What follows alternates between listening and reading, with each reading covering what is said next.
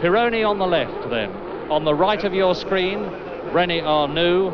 Behind Pironi in the yellow Renault is Alain Prost. Then Nelson Piquet. The red lights are on. Any second now they'll go to green. And the Canadian Grand Prix is on, and straight through comes Prost. And up into the lead goes Arnoux, and crash at the back. And this is the sort of thing that unfortunately happens all too often now. Will the race be stopped? It looks like one of the... It's Salazar on the right, and out immediately is Paletti. And on the left, a car that I'm just losing sight of.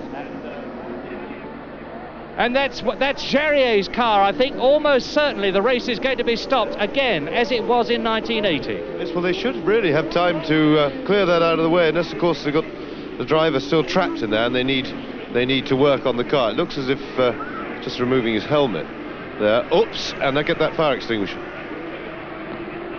Oh dear, they haven't got enough fire extinguishers. They've got a problem here. Dear, oh dear. Well, it looks as though, thank heavens, they're on top of it on the near side of the car. The driver still in the car, and it's Paletti, I think. It's certainly one of the Osella cars.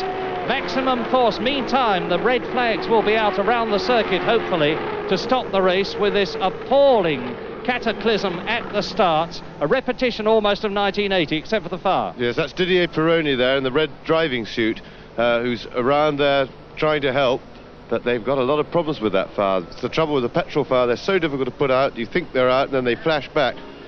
That's a big fire. It doesn't look at all good. And the thing that is amazing me, quite apart from the fire, is how Pironi can be there. He must have stopped instantaneously. Didn't get away off the grid, that's the answer. And we still don't know whether it's Paletti or Jarier that is in that car.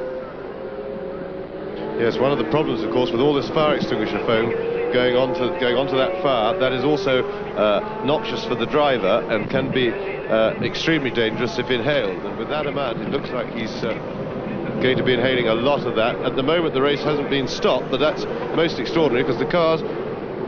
Now we've got a red, and of course drivers will suddenly come into this smoke, not realising that there are officials right across the circuit. There are crash wagons there, as you can see for yourselves. Well, a disaster there, Ken, by the look of things. It looks like Pironi stalled his car on the start, and as we've seen so often in the past, when there's been a stalled car on the grid, these drivers have difficulty. They're all finding their way back, but what happens is the cars at the back, by the time they get there, they're going quicker, and now somebody's heading pretty well straight for it. So far they've got through, and there's the impact. That looks like Paletti's car. He's hit it very hard. He's spinning round. Yeah, there's another car actually, the one that's spinning off now, and I'm just trying to identify. There's a car further back that hit it pretty well head on. I think it's Jeff Lees actually that made the contact first of all. There's Lees. There is Lees going off on the right. So the car going off on the left, I suspect, is not Jan Lammers, because he was to have driven the Theodore, and it's been driven by Jeff Lees. Jan Lammers having broken his thumb earlier on in practice, and now you see the unfortunate Paletti still trapped in the car while the flames are roaring up round him.